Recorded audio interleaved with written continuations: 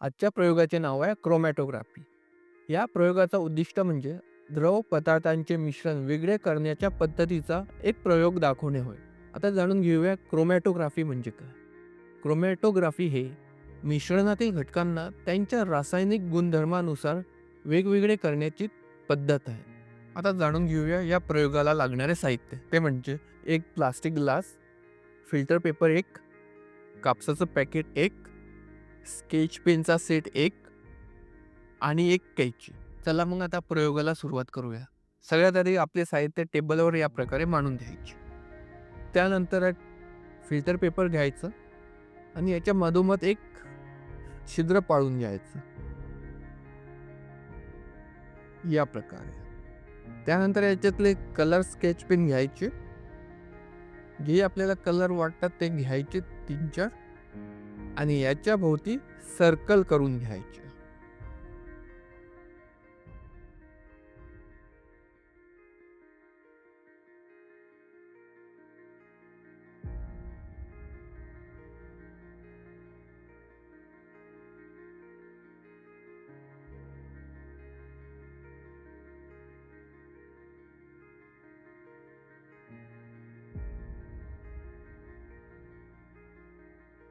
या प्रकारे हे करून घ्यायचं.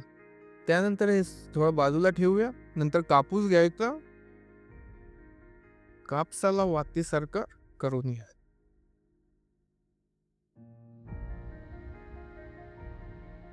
त्यानंतर याचं दोन्ही टोकं पाण्यानं भिजवून घ्यायची.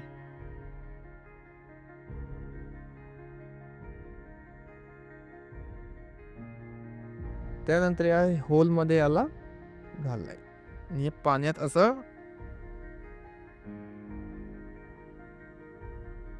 15 मिनिटासाठी ठेवून द्यायचं. आता इथे काय झाले, ह्या प्रयोगात आपण पेपर क्रोमॅटोग्राफीचा वापर केला आहे. जिथे मिश्रणातील वेगवेगळे घटक त्यांच्या गुणधर्मानुसार वेगळे झाले आहेत. ज्यांनी काही कलर्सनी खूप प्रवास केला आहे, काहींनी केला नाही आहे. त्याला आपण RF व्हॅल्यू म्हणतो. यातून आपण काय शिकलो? मिश्रणातील घटक वेगळे करता येतात. त्यासाठी आपण क्रोमॅटोग्राफीचा वापर करू शकतो. दुसरं म्हणजे घटकांचे गुणधर्म ओळखणे शक्य आहे. आता जाणून घेऊया याचे उपयोग. पहिला आहे रसायनशास्त्रात मिश्रण वेगळे करण्यासाठी. दुसरा म्हणजे औषधी निर्मितीमध्ये. या प्रयोगासंदर्भात जर तुम्हाला काही प्रश्न असतील तर स्क्रीनवर दिलेल्या टोल फ्री नंबरवर संपर्क साधू शकता.